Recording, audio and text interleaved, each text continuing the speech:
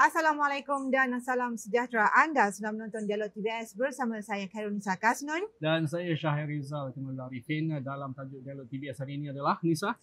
Belia sukan di bawah Malaysia Madani. Pastinya apabila kita bercakap mengenai sukan, belia dan pembangunan sukan khususnya di dalam negara, untuk pentas Dialog TVS pada minggu ini, kita membawakan Menteri Belia dan Sukan, tidak lain tidak bukan adalah YB Hanayo. Terima kasih YB kerana kasih sudi bersama saya kami dalam Dialog TVS untuk sama-sama kita berdiskusi di pentas Dialog TVS ini, YB.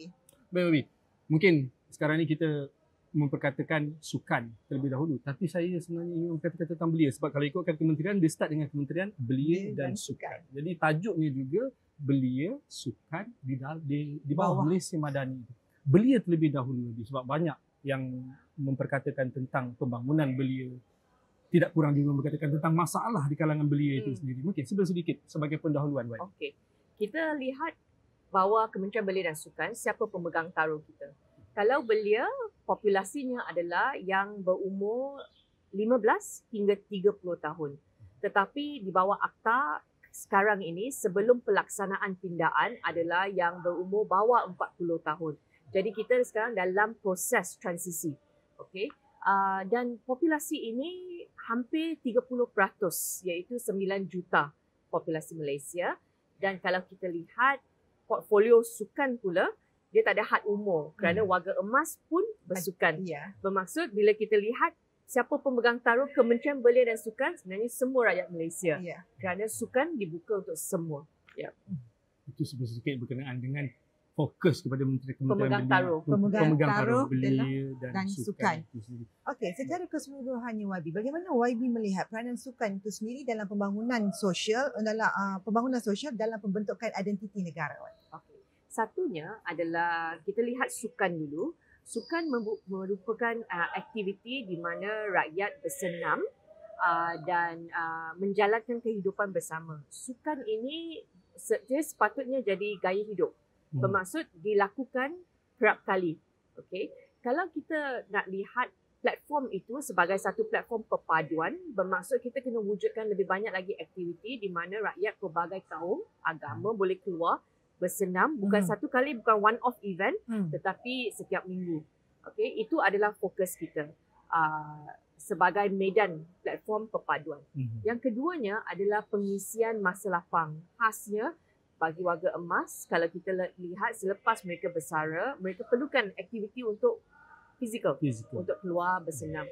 Dan untuk kanak-kanak pula, kita lihat dunia sebelum wujudnya gadget, semua kanak-kanak bermain bersama.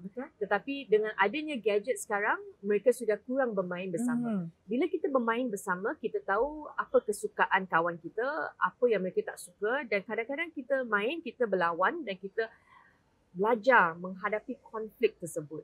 Tetapi kalau kanak-kanak tidak digaulkan bersama untuk belajar, mereka tak tahu bagaimana nak tangani konflik. Bila konflik itu jadi semakin besar, semasa mereka dewasa, mereka dah banyaklah isu-isu perkauman semua akan wujud. Itu sebab pentingnya kanak-kanak kena bergaul, bermain bersama seperti dulu. Itu sebab dulu generasi kampung semua, bila mereka main bersama, menjalani kehidupan bersama, mereka membesar seperti ahli keluarga. Jadi konflik itu kurang. Tidak membezakan warna kulit dan sebagainya. Betul. Satu lagi saya lihat manfaat sukan adalah pengajaran yang mereka belajar daripada bersukan. Satunya kena belajar rules and kaedah bersukan itu dia ada peraturan. Itu sebab bila kanak-kanak belajar untuk bermain menggunakan peraturan tersebut, mereka tahu menghormati undang-undang selepas mereka besar, kerana mereka tahu kalau saya tak menggunakan peraturan sedia ada, saya mungkin boleh disqualify. Saya tak layak untuk ke saringan seterusnya. Itu sebab satu adalah ini adalah saya rasa pelajaran yang duit tak boleh bagilah mereka belajar. Yang keduanya adalah sukan ini ada hari kita menang, ada hari kita kalah. Jadi bila kanak-kanak belajar bagaimana untuk kalah, bagaimana untuk menang, bagaimana untuk meraihkan kemenangan kawan-kawan yang lain, ini semua akan membentuk karakter kanak-kanak tersebut kan. Bila mereka besar, mereka tahu okay, kalau kawan berjaya, saya meraihkan kejayaan mereka. Kalau saya kalah, saya tak putus asa, saya cuba lagi. Itu sebab bila kanak-kanak tidak bersukan, mereka tak pelajari semua nilai-nilai dalam ekosistem sukan ini. Yang rugi Malaysia kerana generasi muda yang akan datang tidak ada semua pembentukan karakter dalam sukan. Jadi YB ada menyebut mengenai kalau dulu kita tengok kanak-kanak bersama kawan-kawan yang lain di kampung contohnya bermain berbilang bangsa, bermain bola sepak, bermain pelbagai jenis sukan. Kalau kita sejajar dengan peredaran masa sekarang ni, dengan teknologi yang ada, kita ada e-sport, bagaimana kita nak melihat macam mana kita nak adaptasi perkara yang sama berlaku sekarang ni. Okey. Itu sebab sekarang ada banyak kursus yang saya lihat. Saya sendiri pernah melancarkan satu kursus di mana mereka ada bagi kursus kesedaran kepada content creator, yang designer yang buat e-sports ini, yang games ini, untuk menerapkan nilai-nilai murni dan program-program CSR, ESG, sustainability, semua itu mereka masukkan dalam konten permainan itu supaya yang bermain itu dia ada kesedaran. Lebih, kalau kita nak tahu apa yang dilakukan oleh Kementerian Belia dan Sukan, telah pun dimaklumkan berkenaan dengan fungsi yang mengkhususkan kepada belia dan elemennya adalah sukan. Tapi sejauh mana pelaksanaan itu kita boleh lihat di setiap negeri ataupun di seluruh negara. Pelaksanaan itu dilakukan melalui kolaborasi bersama Kementerian Pendidikan atau dilaksanakan melalui Jabatan Sukan Negeri atau bagaimana? Okey. Kita sekarang ini sudah tubuhkan satu high level committee yang dipengerusikan oleh Timbalan Perdana Menteri merentasi 3 kementerian. Satu, Kementerian Belia dan Sukan, satu lagi Kementerian Pendidikan Malaysia dan Kementerian Pendidikan Tinggi. Kalau kita lihat umur kanak-kanak, semasa mereka bersekolah, yang itu semua di bawah Kementerian Pendidikan Malaysia, jurulatih di sekolah, MSSD, MSSM. Bila mereka pergi ke universiti, itu di bawah Kementerian Pendidikan Tinggi. Bila mereka mewakili Malaysia, Sukma, gaya hidup, yang itu di bawah Kementerian Belia dan Sukan. Itu sebab di bawah jawatan kuasa ini, kita pastikan ada penyelarasan antara program, dan bila program itu tamat di alam persekolahan, masuk universiti, KPT pula masuk. Okey, yang itu adalah yang pertama.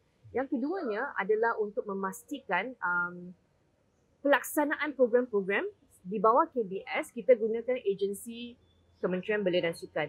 Khasnya Jabatan Belia dan Sukan yang wujud di setiap negeri dan daerah. Kita juga ada Majlis Sukan Negara yang bertanggungjawab untuk menjaga prestasi sukan semua, Institut Sukan Negara. So, agensi pelaksana di bawah tanggungjawab kita adalah di bawah KBS. Saya sebenarnya ada banyak idea yang saya nak guna pakai. Seperti hari ini saya lancarkan kelas renang fasa 2 di mana saya nak gunakan dana untuk sukan, promosikan kemahiran sukan dan pada masa yang sama menyelesaikan masalah sosial. Apa masalah sosial? Masalah sosial adalah kematian lemas. Kes-kes kanak-kanak tidak tahu berenang, lemas. Ini mungkin sebab mereka daripada golongan B40, ibu bapa tak ada duit untuk bayar yuran untuk latihan. Dan kalau kerajaan tak masuk, tak bagi intervensi, ini akan mewujudkan satu gap di mana yang elit, yang kaya tahu berenang, yang miskin tidak tahu berenang. Itu sebab kita masuk sekarang gunakan dana Kementerian Belia dan Sukan, kita bayar 6 kelas untuk mereka ada keyakinan air. Dan melalui itu, kanak-kanak B40 ini di hotspot banjir, mereka akan diberikan kemahiran berenang. Okay? Dengan gunakan dana yang sedikit sahaja, saya boleh menyelesaikan masalah sosial iaitu kes lemas dan pada masa yang sama bagi mereka kemahiran hidup yang tak akan tinggalkan mereka sepanjang umur. Ini adalah satu contoh. Tetapi oleh sebab badan pelaksana saya tidak ramai, duit tidak banyak, apa yang saya kena lakukan adalah untuk memantau perjalanan tersebut. Itu sebab fasa pertama saya pergi, fasa kedua saya datang untuk pastikan program itu betul-betul efektif dan berkesan di peringkat akar undi. Adakah pembangunan sosial dan juga sukan ini dia tertaluk ataupun tertumpu kepada kelas renang sahaja, YB? Bagaimana dengan sukan-sukan yang lain? Okey. Saya lihat, kalau saya lihat bajet Kementerian Belia dan Sukan, lebih kurang 1 bilion setahun. Tetapi sedikit berbanding dengan bajet Kementerian Kesihatan, Kementerian Pendidikan. Tetapi nilai yang saya boleh bagi dalam bentuk program dan intervensi boleh mengurangkan kos rawatan negara, boleh mengurangkan kos dalam penjara kalau belia memanfaatkan masa mereka dengan baik. Itu sebab saya sentiasa beritahu penjawat awam di bawah KBS, apa yang kita lakukan bukan sekadar program. Kita mesti tahu apa objektifnya sebenar. Bukan saja untuk menggalakkan mereka bersukan, tetapi saya nak kurangkan kemasukan belia ke dalam penjara. Saya nak kurangkan orang yang mendapatkan rawatan kerana dia sudah jadi gaya hidup bersenang semasa kecil lagi. Okey. Semua ini saya sekarang sedang melaksanakannya dengan cukup berhati-hati. Adakah itu merupakan misi terbaru KBS? Sebab kita belum pernah mendengar perkara sebegini sebelum ini. Jadi adakah itu misi terbaru di KBS? Saya tidak pasti menteri-menteri dahulu apa fokus mereka. Tetapi untuk saya nak bangunkan ekosistem sukan supaya kita bukan saja mengejar pingat emas. Tetapi gaya hidup bersukan itu wujud bukan dalam satu program Hari Sukan Negara ataupun Fit Malaysia satu kali saja. Saya nak dia ketagihan bersukan. Bersukan ini bila dia dah rasa seronok sangat bersukan, orang tak boleh berhentikan mereka. Okay, itu yang saya nak wujudkan sejak kecil lagi supaya mereka tahu, okey, sehingga saya tua pun saya nak bersenam. Mewujudkan komuniti yang sihat. Betul. Bukan nak kejar pingat emas. Tapi untuk mewujudkan komuniti yang sihat tidak langsung dan dilatih daripada usia yang muda. Dan tidak langsung boleh dikatakan ini sebagai salah satu untuk merakyatkan sukan. Betul. Kita akan berhenti seketika. Ini adalah mukadimah untuk segmen yang pertama. Panjang juga sebenarnya. Tapi sebenarnya kita nak tahu itulah fungsi sebenarnya. Betul. Dan hala tuju itu dah jelas di awal rancangan ini.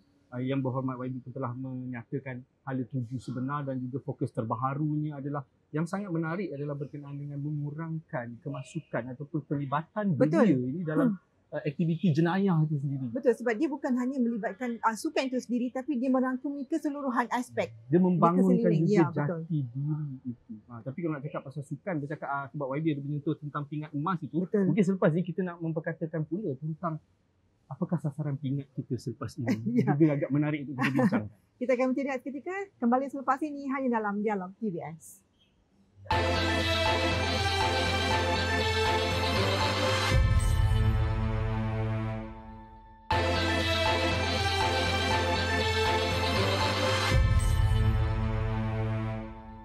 Terima kasih atas kesetiaan anda bersama kami dalam Dialog KBS bersama tetamu khas kita minggu ini, Menteri Belia dan Sukan yang berhormat Hannah Yeoh. Membincangkan berkenaan topik yang berada di kaca TV anda sekarang ini adalah berkenaan dengan belia sukan di bawah Malaysia Madani. Yang tertinggal pada awal tadi, kita memperkatakan tentang apakah hala tuju sebenar belia dan sukan di bawah kementerian ini telah pun dinyatakan dan kita akan kongsikan di laman web KBS TV. Seterusnya Nisa. Okey, sebelum kita teruskan dengan soalan dengan YB, suka ingin saya kongsikan kita bersiaran pada minggu ini. Rakaman ini dijalankan di Pusat Kecemerlangan Akuatik Kompleks Belia dan Sukan Negeri Sarawak. Okey, YB, tadi kita dah berbincang mengenai isu pendidikan, pelibatan dengan agensi-agensi terlibat dalam usaha untuk memajukan belia dan sukan. Kita tahu belia dan sukan amat sinonim. Meskipun nama Malaysia dalam arena sukan dunia amat memberangsangkan, masalah yang dihadapi dalam beberapa sukan seperti badminton, kita lihat menembak, bola sepak, dalam mencari pelapis itu agak ketara. Komen YB. Okey. Sebenarnya sebelum ini kita semua cukup selesa dengan wira-wira sukan, ikon-ikon sukan juara dunia.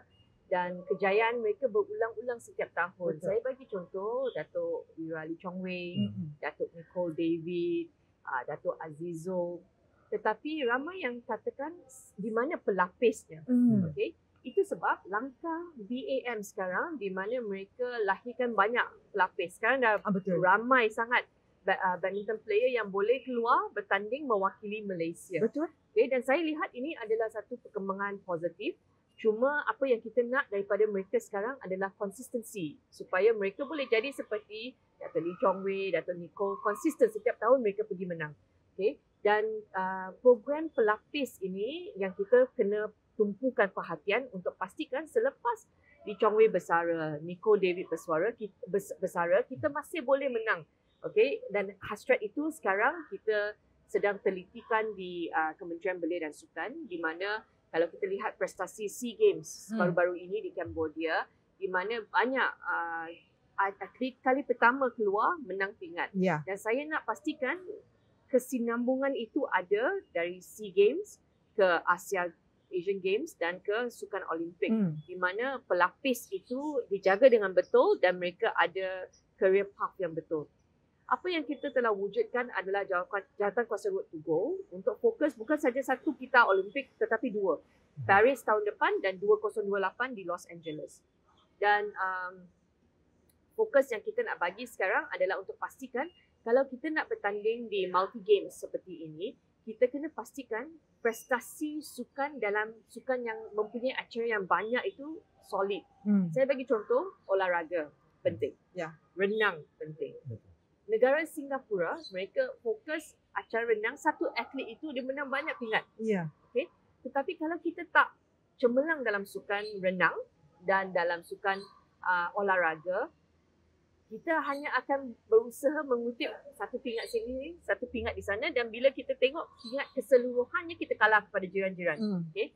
Itu sebab dalam jawatan kuasa high level committee, kita sudah identify di Malaysia ini 3 sukan yang mesti diberikan perhatian kalau kita nak jadi bagus dalam multi games.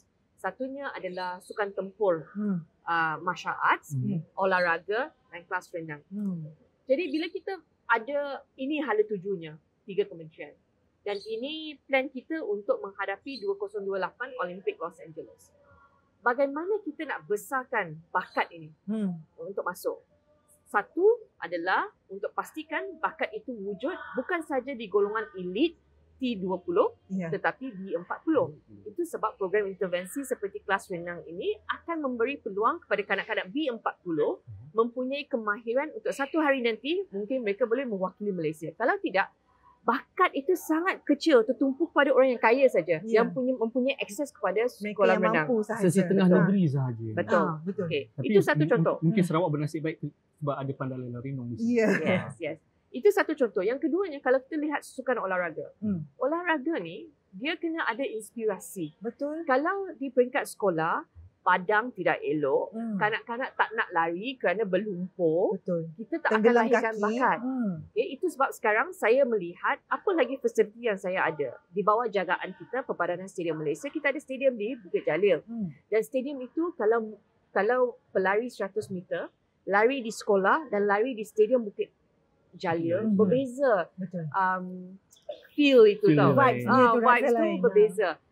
Dan ini semua dibina menggunakan duit rakyat. Itu sebab saya telah memberitahu Perbadanan Stadium untuk buka Isnin hingga Jumaat. Bila stadium itu tak diguna, matahari yang sama. Kalau tak guna pun, track itu akan rosak juga dalam beberapa tahun yang akan datang. Baik kita bagi kanak-kanak untuk berlari. So mulai Oktober nanti, bila stadium itu siap, kita akan buka track olahraga itu untuk acara sukan di peringkat sekolah. Bermaksud hari sukan peringkat sekolah mereka boleh book guna free, percuma. Itu cara mingguan kita. Lah ni maksudnya. Mingguan. Tak, ini untuk acara sukan. Untuk acara sukan. Bermaksud sebelum ini sekolah kena bayar sewa. Sekolah mana, PIBG mana betul. yang boleh bagi. Tetapi kalau bayangkan kanak-kanak 10 tahun itu dia lari track 100 meter dan dia kata okey di sini atlet negara Azim lari. Di sini Umar lari. Jadi dia akan rasa, saya pun boleh. So bila dia pernah rasai itu, dia akan rasa ketagih. Saya nak belajar lari. Saya akan masuk olahraga. So minat itu akan wujud kerana akses kepada fasiliti itu dah bermula pada usia yang muda. Maksudnya mana-mana sekolah yang akan mengadakan hari sukan sekolah boleh menggunakan. Betul. Tetapi mereka kena book kerana kita ada banyak sekolah dan saya sarankan kepada semua pemilik stadium, kerana stadium di peringkat negeri milik kerajaan negeri. Ada stadium yang dibina oleh pihak berkuasa tempatan, majlis daerah. Yang itu juga saya sarankan kepada semua. Kalau persekutuan saya nak buka stadium itu bagi kanak-kanak, saya berharap kerajaan negeri, pihak berkuasa tempatan, semua akan membuat perkara yang sama supaya accessibility itu wujud dan bakat itu akan mula masuk. Ini best tau sebenarnya Syah. Kalau kita ikutkan bila kanak-kanak itu merasai hari sukan, kalau dekat sekolah sendiri pun dah rasa meriah, apatah lagi buat dekat di stadium.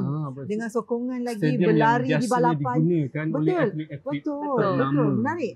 Baik, Webi nak cakap berkenaan dengan prestasi ni, kalau kita lihat di luar negara, kebanyakan fasiliti sukan itu sebenarnya amat memain peranan dalam kita membangunkan atlet-atlet di negara kita. Tapi bila dilihat di negara luar, mungkin apa yang saya dengar itu mungkin lain apa yang YB terima, tapi yang menyatakan bahawa ada kerjasama pihak swasta yang membangunkan bersama bidang sukan itu. Jadi di Malaysia ini bagaimana sebenarnya? Kalau nak bergantung pada kerajaan 100%, setiap tahun berbilion habis tu nanti. Soalan yang sangat menarik kerana ini merupakan fokus kita dalam menghadapi belanjawan tahun depan. Kementerian Belia dan Sukan sedang melihat apa lagi yang kita boleh lakukan supaya ekosistem sukan ini dia membangun secara bersama, kolektif. Bukan saja kerajaan tetapi swasta akan masuk.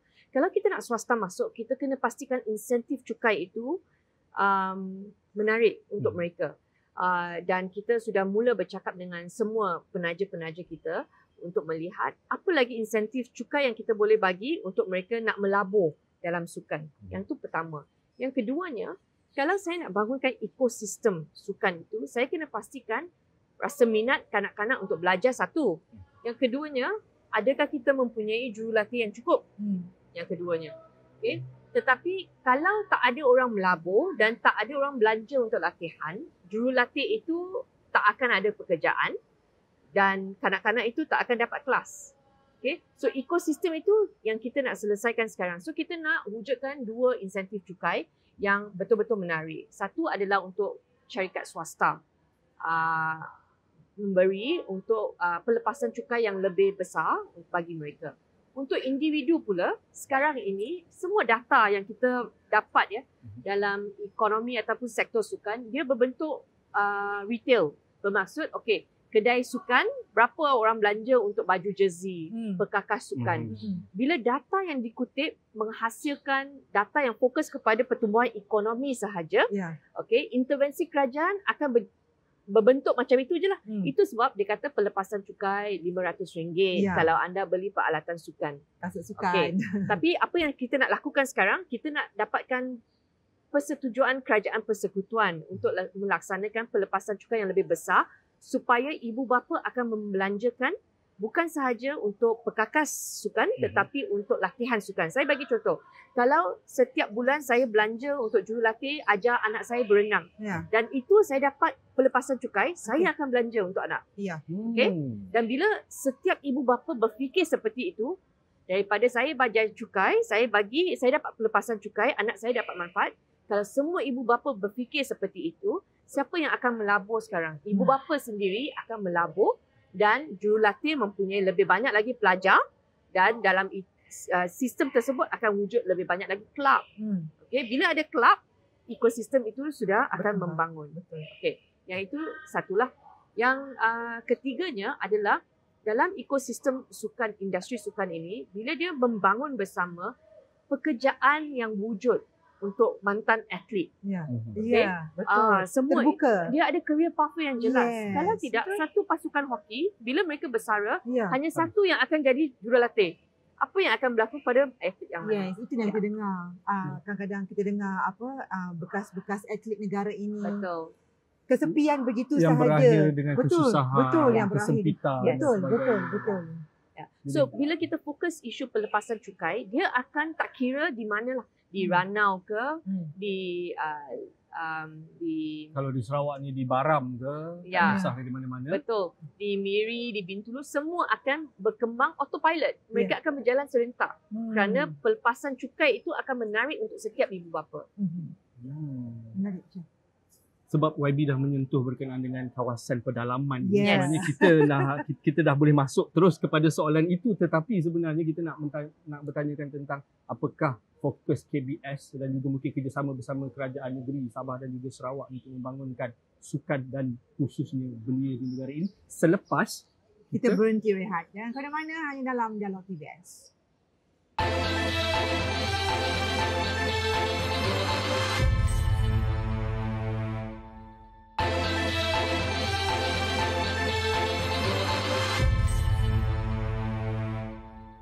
Terima kasih kerana masih lagi setia bersama kami di TVS di dalam Dialog TVS dengan tajuknya Nisa.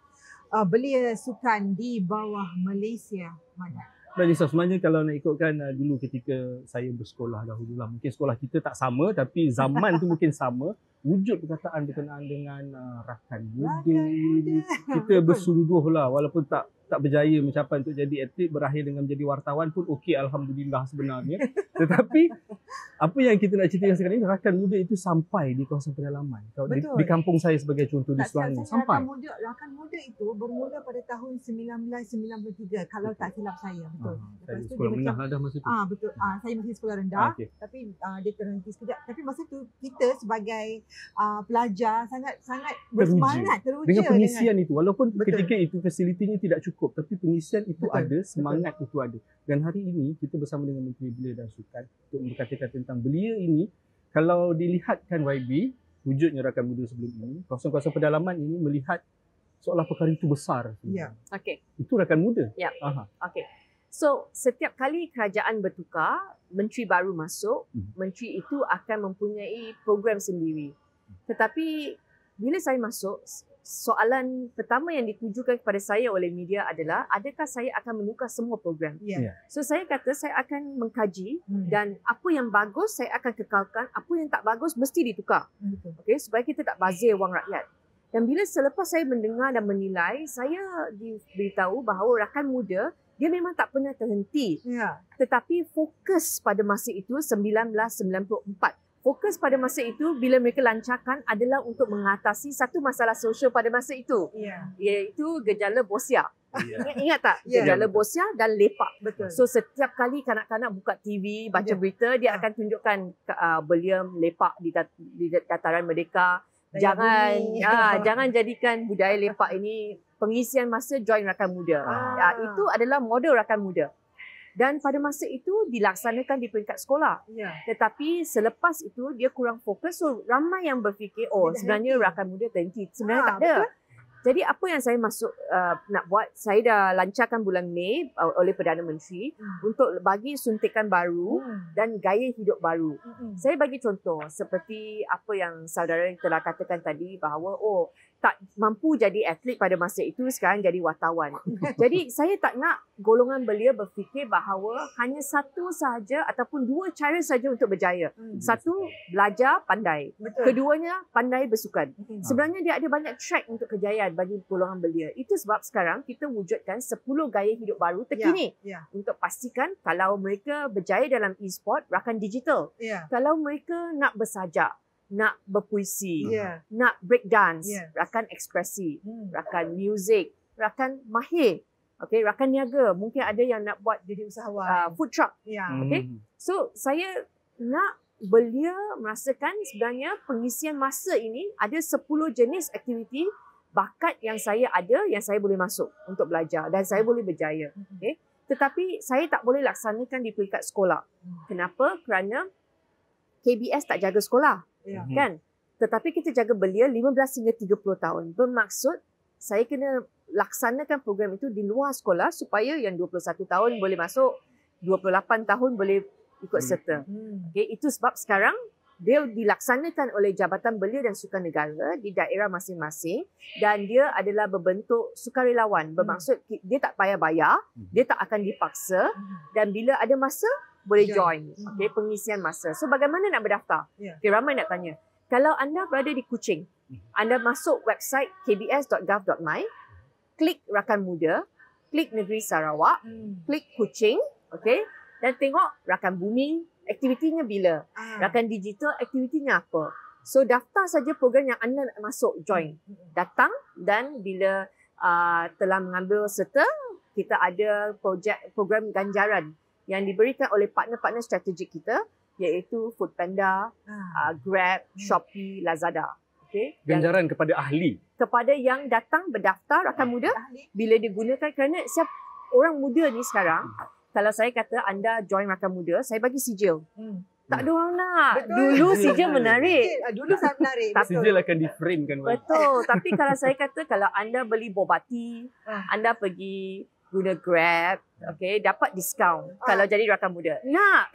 Betul. Ya, itu sebab masa dah berubah, kita kena berubah bersama. Betul. Ya. Okey, kalau saya rasa untuk mendaftar sebagai ahli Rakan Muda di kawasan bandar ni tidak jadi masalah. Bagaimana Rakan Muda ini dapat menggarap ataupun menarik minat belia-belia khususnya di kawasan luar bandar dan pedalaman? Okey, itu sebab sekarang Jabatan Belia dan Sukan Negara ini, kita telah memberi mereka mandat untuk pastikan cari program dan aktiviti di kawasan daerah masing-masing. Okey, bermaksud di daerah luar bandar juga, kalau mereka ada gua, Rakan Bumi di kawasan tersebut, mereka boleh buat. Di Penang, mereka banyak melakukan aktiviti membersihkan pantai. Okey, so tertaluk di manalah program dijalankan, di situ mungkin ada khusus yang khas untuk kawasan luar bandar, mereka perlu wujudkan. Itu termasuk ganjaran yang diterima oleh mereka di kawasan luar bandar lah. Maksudnya golongan belia sebenarnya di luar sana tak boleh melepaskan peluang ni. Betul. Sebab ni adalah sangat bagus untuk belia itu sendiri. Tapi soalan yang sebelum kita lihat tadi adalah berkenaan dengan di kawasan pedalaman ini, belianya dan sukannya perlu ada fokus juga. Betul. Perlu ada fokus. Okey, untuk Rakan Muda, saya bagi contoh di Kelantan. Kita bagi setiap negeri itu kebebasan untuk membuat program masing-masing yang sesuai untuk belia di luar bandar. Jadi di Kelantan, untuk kemahiran Rakan Mahir itu, mereka lihat kanak belia lelaki ini, mereka suka belajar polish kereta. So mereka laksanakan program hujung minggu polish kereta, supaya lepas mereka belajar kemahiran itu, mereka boleh pergi ke setiap rumah kampung untuk bersihkan dan dapatkan duit yang lebih. Okay, itu satu. Yang keduanya, saya lihat baru-baru ini viral banyak kes di Sabah, di mana atlet itu tak ada duit untuk beli kasut sekolah, tak ada duit untuk datang ke kejohanan di Semenanjung. So kesedaran itu sudah wujud, dan saya telah bincang dengan Menteri Pendidikan, dan Menteri Pendidikan juga telah memberitahu bahawa macam di Sabah itu mereka kena perkasakan duit untuk kejohanan-kejohanan sukan seperti ini. Itu sebab sekarang bila kita ada high level committee yang dipengusikan oleh Timbalan Perdana Menteri sendiri, ada fokus MSSD, MSSN, lebih banyak lagi saya rasa duit akan masuk untuk pastikan mereka mempunyai dilengkapi dengan apa yang diperlukan untuk bersukan. Sebab memang kebanyakannya kalau kita dengar, kalau macam di Sarawak ni sendiri, kita memang ada yang mengatakan memang memerlukan dana tu diperlukan. Dan bukan kata di Sarawak, di Sabah juga begitu, memerlukan dana untuk meningkatkan prestasi atlet dan sebagainya, untuk melahirkan lebih ramai atlet. Tapi adakah berbaloi untuk melakukan anjuran aktiviti sukan semata-mata tanpa ada follow up selepas itu? Itu sebab kalau kita lihat sekarang, ekosistem yang kita nak bangunkan ini, kita buat pelbagai, bukan sahaja buat acara sukan, Hari Sukan Negara Fit Malaysia saja. Kita dah mula dengan inisiatif Sukan Rahmah, di mana kita cakap dengan yang jual perkakas ini. Kalau kanak-kanak itu dapat beli raket yang murah, selepas mereka beli, mereka akan gunakan raket itu. Mereka tak akan simpan. Accessibility kepada perkakas sukan itu sangat penting. Jadi dengan adanya semua partner, bila kita mulakan Sukan Rahmah, selepas saya berbincang dengan Allahyarham Datuk Seri Salahuddin Ayub pada masa itu, dan sekarang ramai partner sudah mula masuk, Al Ihsan masuk, Aeon Big masuk semua kan. Dan mereka bagi sale 1 bulan sebelum Hari Sukan Negara. Okay? Dan kita juga beritahu kepada semua agensi kerajaan, bila kita nak bagi program, kita nak bagi lucky draw, jangan setiap kali kita bagi makanan je. Kita bagi perkakas sukan. peralatan sukan, bila mereka ada peralatan sukan itu, mereka akan gunakan dan tak bazir. Okay? Itu sebab sekarang bila saya turun padang, saya pergi ke kawasan luar bandar, saya buat program klinik bola sepak, saya yang berdaftar dapat bola. So ramai ibu bapa keluar kerana dia kata okay, anak saya dah tak payah kongsi satu bola dan tak kalau saya nak bersenang, saya nak jaga bola tu, saya tak payah tunggu satu pasukan keluar baru saya boleh bermain. Kanak-kanak itu boleh bermain. Okay, so sekarang saya sedang melakukan tanggungjawab saya buat kesedaran. Bila saya pergi interview semua, saya cakap dengan pihak corporate, saya kata nak beri apa pun dalam bentuk CSR, fikirkan gunakan peralatan sukan untuk menarik minat mereka. Betul. Babi, kita selalu lihat akademik dan juga sukan ni perlu bergerak seiring. Ya. Kalau dulu selalu dengar kalau dia aktif dalam sukan, akademiknya agak rendah. Tapi sekarang bagaimana kalau daripada pihak kementerian daripada KBS sendiri untuk memastikan mereka yang minat sukan ini juga bergerak seiring dengan akademik. Okey. Yang ini tiada jalan lain selain daripada menggunakan ikon sukan untuk berbicara. So kita dah mula bawa masuk Azim, kita bawa masuk untuk cakap dengan semua atlet olahraga di Putrajaya, semua kanak-kanak sekolah. Mereka sangat gembira dan mereka tanya pelbagai soalan kepada Azim. Macam mana Azim belajar, macam mana Azim boleh fokus. So bila mereka dengar sendiri daripada atlet dan mereka akan rasa kalau Azim boleh, saya pun boleh. Okay, kanak-kanak ni dia perlukan ikon. Okay, itu sebab kita kata saya dah beritahu Majlis Sukan Negara bawa masuk semua atlet kita sebagai ikon sukan masuk sekolah daripada kita engage influencer yang pelbagai macam lah. Saya baru nak tanya kat sebenarnya. Tak bagus. Bukan semua influencer ni bagus tau. Dia kadang-kadang influencer ni bad influence.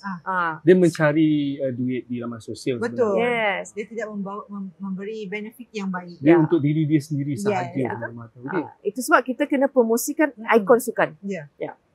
Baik. So YB berpendapat dalam usaha untuk kita mempromosikan, kita menyentuh mengenai dengan influencer pengaruh ini, dia perlu cari yang benar-benar mempunyai benefit yang bagus untuk pengikutnya dan juga untuk anak-anak muda khususnya. Baik Wadi, saya nak bertanya juga sebenarnya berkenaan dengan beberapa isu juga ni, tapi kita dah habis bercerita tentang apakah fokus belia, apakah fokus sukan. Fokus kementerian sekarang ini adalah untuk menangani isu-isu yang berada di luar. Sebagai contoh, ada yang memperkatakan tentang bila dah jadi atlet ni, ramai yang memilih untuk tidak berada di bawah kementerian, di bawah BM dan sebagainya. Dan bila prestasi itu berudum dan kembali balik kepada kementerian untuk memperolehkan kembali untuk fasiliti sukan, untuk penganjuran untuk menyertai pertandingan di peringkat antarabangsa dan sebagainya. Bukan saja badminton, mungkin bola sepak juga ada begitu. Tapi mungkin YB boleh menjawab perkara tersebut selepas kita berhenti rehat. Selepas ini anda jangan ke mana-mana kerana Dialog TVS berhenti rehat seketika. Kembali selepas ini.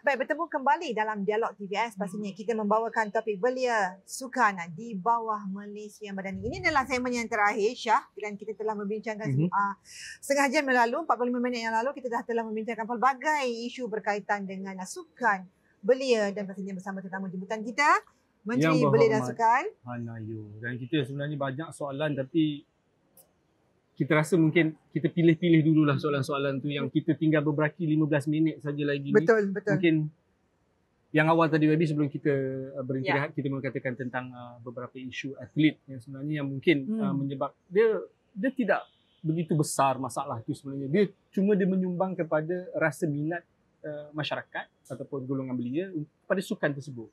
Spesifiknya mungkin ada yang minat main bola sepak, ada yang minat badminton, renang. Adakah itu disebabkan daripada kementerian sendiri yang salah ataupun ada yang mengatakan mungkin kementerian tak menyokong mungkin individu itu sendiri? Macam mana YB melihat isu ini? Atlet ini kita mesti lihat mereka bukan satu kilang di mana atlet ini kita nak dia hasilkan pingat.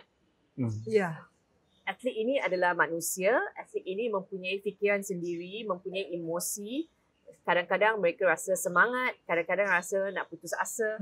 Itu sebab sekarang ini kita ada unit yang menjaga kebajikan mereka di bawah Datuk Shalin Zulkifli, mantan atlet sendiri di bawah Majlis Sukan Negara. Dan dalam pemekasaan atlet, dalam program itu kita wujudkan banyak khusus untuk mereka. Kemahiran menggunakan media sosial, kemahiran untuk belajar apa-apa bidang yang mereka suka. Kalau mereka nak berniaga, kita juga ada yayasan kebajikan atlet di mana mereka ada partnership dengan pihak corporate seperti Genting. Okay? So kita beritahu dengan atlet apa minat anda, kita akan usahakan bantu supaya selepas mereka bersara, mereka ada hala tuju. Tetapi mungkin sesetengah permainan sukan itu dia ada penonton yang berbeza. Bukan semua sukan ada duit. Sukan yang mempunyai banyak penonton, ramai penonton, sukan itu banyak penaja. Dan itu hakikat. Itu sebab badminton banyak penaja. Bola sepak banyak penaja. Tetapi kalau kita lihat hoki dalam air, dia tak ada penonton. Kerana tak dapat mengikuti pun kalau pasukan anda skor gol dalam air, nak jerit pun tak boleh. Jadi itu sebab ada sukan dia langsung tak ada penonton. Bila kita nak bantu grant ataupun bagi kesedaran, kita nak bantu semua bersama. Tetapi untuk sukan yang ada banyak duit, kalau atlet itu rasa saya nak jadi pro, saya tak nak lagi menaung di bawah persatuan. Yang itu adalah hak atlet tersebut, tetapi dia mesti datang dengan kematangan. Dia mesti datang dengan sokongan infrastruktur yang boleh membantu selepas dia keluar daripada persatuan. Okay? Dan sekarang ini wujudnya kekurangan dalam ekosistem tersebut yang membolehkan atlet rasa dia keseorangan. Dia tak ada ekosistem untuk bantu. Itu sebab bila kita nak cakap pasal option kepada atlet, mereka mesti diberikan informasi yang tepat. Okay, kalau anda nak di bawah persatuan, ini adalah semua bentuk sokongan yang anda terima. Sama ada penaja, tak ada penaja, menang atau kalah, tetap ada bentuk sokongan. Kalau anda keluar, menang kalah, anda seorang. Okay? Dan kadang-kadang rasa sunyi kerana tak ada persatuan. Itu adalah manfaat berpersatuan di mana kita ada sokongan. Okay? Oleh sebab itu sekarang kita mesti tengok bagaimana kita nak bantu mereka ini. Tetapi kalau setelah diberi nasihat, mereka masih memikirkan bahawa ini adalah yang terbaik untuk mereka. Itu kebebasan mereka dan mereka kena menerima, bersedia menerima hakikat.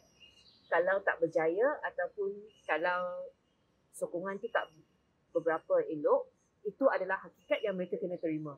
Okay? Itu sebab mereka kena tahulah ada kesan apa yang mereka pilih. Risiko. Adakah ia terpakai juga untuk kita melihat kepada atlet-atlet para? Kita lihat atlet para juga, sebab kalau kita tengok mereka juga cukup cemerlang di dalam sukan apa jua yang untuk atlet para, sokongan yang mereka perlukan adalah penerimaan daripada komuniti. Okay? Kalau saya lihat semangat yang wujud dalam kalangan atlet para ini, dia berbeza dengan yang lain. Mereka jenis atlet yang tidak berputus asa. Walaupun ada masalah ataupun kekurangan, mereka akan terus berusaha sehingga mereka dapat tingkat emas. Okay? Itu sebab atlet para ini, apabila mereka diberikan platform dan mereka berjaya, dia akan menarik lebih ramai lagi individu yang akan mengikuti jejak langkah mereka. Saya bagi contoh baru-baru ini viral video Akil yang nak habiskan larian dengan tongkat. Okay? Akil tu dia hanya terima sokongan daripada cikgu sekolah dan dia lari sehingga habis. Sekarang kita sudah masuk, kita akan beri beliau kaki palsu yang membolehkan beliau menjadi atlet bola sepak. Dia nak jadi atlet bola sepak. Dia tak nak olahraga. Saya dah jumpa Akil kata dia minat nak jadi bola sepak, pemain bola sepak. Dan kita pastikan intervensi yang kita bagi bukan one off. Saya bagi kaki palsu, tetapi kalau saya tak bagi bentuk sokongan kepada beliau, beliau tidak akan pergi ke mana-mana. Itu sebab kita ada amputees club, pemain bola sepak, satu pasukan, abang-abang besar, semua yang mempunyai kaki palsu, dan kita ada pasukan Malaysia. Saya perkenalkan kepada Akil akan mula join latihan mereka. Itu yang kita nak dalam cerita Akil ini. Bila orang nampak viral, Akil dapat bentuk sokongan seperti ini, Akil tidak keseorangan, ramai lagi OKU akan keluar kata saya nak jadi pemain bola sepak juga. Okay? Saya berharap dengan adanya kesedaran seperti ini, penerimaan dalam komuniti itu akan bertambah baik dan majikan-majikan akan mula memberikan peluang kepada mereka untuk berkhidmat, untuk bekerja. Baik, YB. Setelah kita membincangkan berkenaan dengan daripada awal tadi, berkenaan dengan hala tuju, ada 10 perkara yang bakal diterapkan oleh Kementerian Belia dan Sukan berkenaan belia dan sukan. Sejauh mana selepas ini, berapa tahun kita boleh melihat atau YB sendiri merasakan bahawa hala tuju yang sedang dicetak sekarang ini bakal menyaksikan kejayaannya dalam tempoh mungkin 5 tahun, mungkin 10 tahun. Okay. Berapa lama kita perlu menyaksikan perkara ini? Saya sebenarnya tidak tahu jawapan kepada ini. Yang saya tahu adalah tempoh masa yang saya ada singkat. Setiap pemimpin yang masuk kerajaan, dia ada 3 hingga 5 tahun. Dan kita nak sekarang kerajaan perpaduan ini, Agong telah bertitah untuk kestabilan politik. Kalau saya diberikan jangka masa 5 tahun, saya percaya saya boleh bantu mengembangkan lagi bakat anak muda dan memperkenalkan banyak lagi polisi dan intervensi, tetapi untuk melihat hasilnya mungkin akan mengambil lebih daripada 5 tahun. Selepas saya dah meninggalkan Kementerian Belia dan Sukan, Olimpik Los Angeles. Saya berharap satu hari nanti ada atlet pemenang pingat Olimpik Malaysia renang yang akan keluar mengatakan oleh kerana kelas renang yang diberikan kepada saya ada kemahiran tersebut. Hari ini saya hasilkan pingat emas. So saya tak tahu, tetapi apa yang saya ada sekarang saya nak laksanakan yang terbaik. Yang lain itu untuk pemimpin masa akan datang akan masuk dan continue. Sambung kerja. Maksudnya berulang kali YB menekankan mengenai program intervensi yang akhirnya nampak kecil tapi dah akhirnya dia akan berhasil. Sedang dia start berenang, mungkin selepas ini olahraga. Olahraga yang perlu diberi tumpuan juga. Betul, ada juga pemain olahraga kita yang bermain di Amerika Syarikat. Macam movie Pay It Forward kan. Kanak-kanak B40 yang 700 orang ini, 5,000 fasa kedua ini, mereka sepanjang umur akan mengingati bahawa kerajaan bagi saya kelas renang percuma. Okay? Dan bagus untuk saya. Bila dia besar nanti, dia akan pastikan anak dia mempunyai kemahiran berenang juga. Kerana dia telah tahu manfaatnya. Itu sebab program seperti ini, dia tak akan terputus manfaatnya.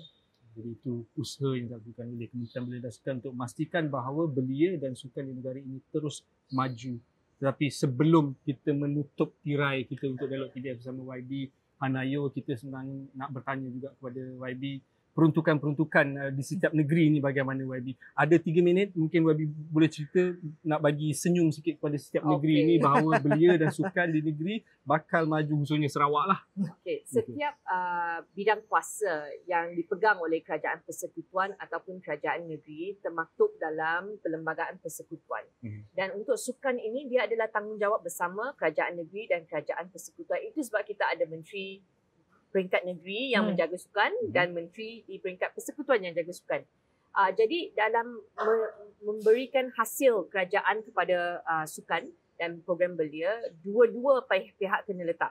Apa yang telah kita letakkan berdasarkan duit yang kita dapat. Kita dapat dana sukan komuniti 20 juta tahun ini daripada Kementerian Kewangan. Dan agihan itu saya telah agihkan kepada setiap negeri, dana yang persatuan boleh mohon untuk digunakan. Dan badan agensi pelaksana adalah Jabatan Belia dan Sukan Negeri Sarawak. Seperti di Sarawak dan Sabah, saya turunkan 1 juta setiap negeri untuk diagihkan untuk program-program community. Okay? Dan seperti duit, kita tak bagi cash, tetapi kita turunkan dalam bentuk sokongan program seperti ini. Dan bila kita laksanakan, kita pastikan Sarawak dan Sabah tidak ketinggalan. Yang itu adalah emphasis. Dan saya sendiri bagi jaminan setiap 2 bulan saya nak pergi melawat Sarawak, melawat Sabah untuk pastikan program yang saya lancarkan di Putrajaya berjalan di sini. Faham? Jadi itu yang menjadikan fokus. Itu juga merupakan aku janji dan juga janji daripada Yang Berhormat Menteri Belia dan Sukan Hanayo berkenaan dengan hala tuju sukan, dan mungkin beliau sebenarnya ingin melihat satu langkah yang berjaya bakal disambung oleh generasi-generasi penjawat awam itu sendiri sebenarnya. Di bawah kementerian, penjawat awam itu sendiri perlu melihat bahawa fokus yang dibawa oleh YB Menteri adalah bukan untuk melakukan aktiviti mungkin majlis begitu saja. One off. Dia bukan one off. Betul, Ibu bukan one off. Kita bukan event manager. Event manager kita bagi swasta buat. Kita adalah badan pelaksana polisi kerajaan. Itu dia tadi. Kita adalah badan pelaksana polisi kerajaan, menjadi penutup kepada pertemuan kita bersama dengan YB Hanayu hari ini. Terima kasih. Terima kasih kerana sudi berdiskusi di pentas Dialog TVS. Kepada anda, seperti biasa, sekiranya anda ada topik ataupun pandangan yang ingin kami bincangkan dan bersama panel-panel jemputan di pentas Dialog TVS ini, jangan lupa untuk hantarkan segala pandangan anda di semua platform digital kami. Kita kira di Instagram, di aplikasi X, di TikTok, di YouTube dan juga di Facebook dengan hashtag Dialog TVS. Dan itu sekian dulu untuk minggu ini. Saya Khairul Nisa Kasman. Dan saya Syahrizal Arifin. Assalamualaikum. Salam segulai sejalan. Hingga kita jumpa lagi.